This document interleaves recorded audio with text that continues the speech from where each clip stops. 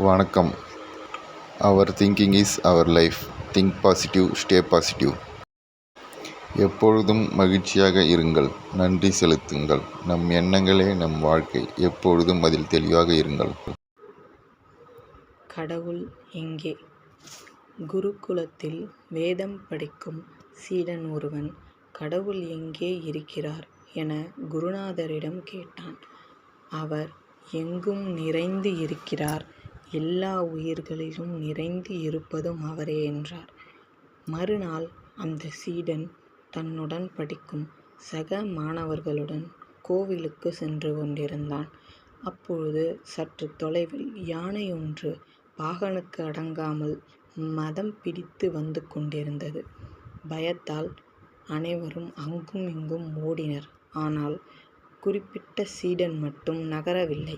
காரணம், கடவுளை பற்றி குருநாதர் சொன்னது அவனது நினைவிற்கு வந்தது. யானை பாகனும் அவனை ஒதுங்கி போகும்படி உரக்க சொல்லினான். ஆனால் அவன் ஒதுங்கவில்லை. எல்லா உயிர்களிலும் கடவுள் இருக்கிறார் என்றால் யானை உள்ளத்திலும் அவர் இருக்கிறார். அதனால் தீங்கு ஏற்படாது என நினைத்தான். ஆனால் மதம் பிடித்த யானையோ அவனை தூக்கி வீசியது. காயத்துடன் தப்பினான். மற்றவர்கள் நடந்ததை குருநாதரிடம் கூறினர். அப்பொழுது குறிப்பிட்ட சீடன், குருவே, எல்லா உயிர்களிலும் கடவுள் இருப்பதாக சொன்னீர்களே, யானைக்குள் அவர் இருந்தபோதிலும் ஏன் இப்படி நடந்தது என கேட்டான்.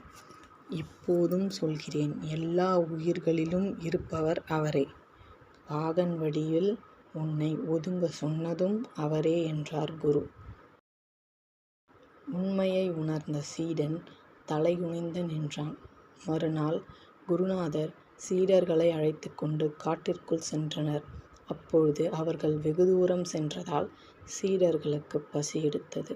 சீடர்கள் அவர்களுக்குள்ளே, இன்னும் எவ்வளவு தூரம்தான் நடப்பது, பசி எடுக்கிறது என்று கூறிக்கொண்டே சென்றனர். இவர்களின் உணரல்களை அறிந்த குருநாதர் ஒரு மரத்தை பார்த்தார். அங்கு நின்று, இந்த மரத்தில் உள்ள பழங்களை உண்ணுங்கள், சிறிது நேரம் கழித்து செல்லலாம் என்றார். சீடர்கள் பழத்தை உண்டதும் குருநாதர், வாருங்கள் செல்லலாம் என்று கூறினார். அனைவரும் நடக்கத் தொடங்கினர். வெகு தூரம் நடந்து சென்றார்கள். சூரியன் மறையத் தொடங்கியது.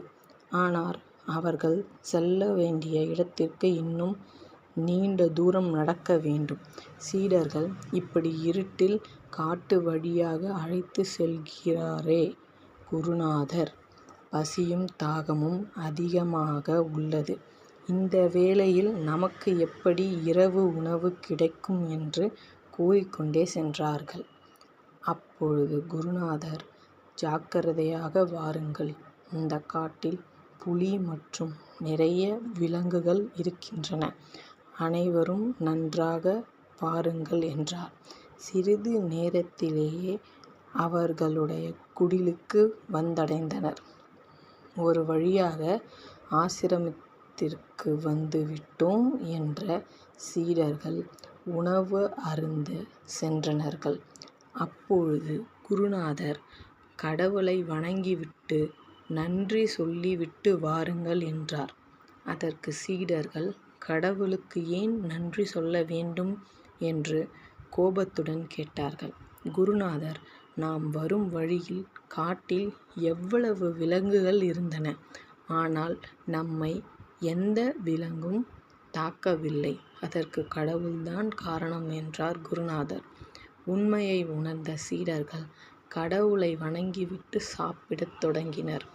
எல்லா நேரங்களிலும் கடவுள் நம்முடன் தான் இருப்பார், நம்மை காக்க என்றார் குருநாதர். நன்றி.